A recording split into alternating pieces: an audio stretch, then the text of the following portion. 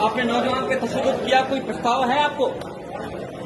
एक औरत के सामने नौजवान पे तशद्दुद किया है, कोई प्रस्ताव है आपको? ये मामला कैसे हुआ, थोड़ा बताइए। अगर इसकी जगह आपकी अपनी बेटी होती तो क्या रद्द-ए-अमल होता आपका?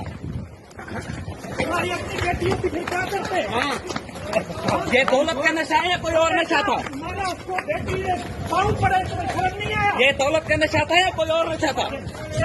बच्ची पाँव पड़ रही है, हाथ बांध रही है, तुम्हें शर्म नहीं आया? बताओ।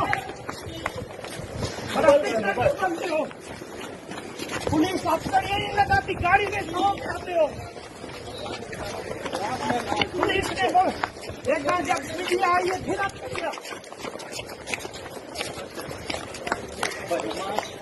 जान से आप निकल गई।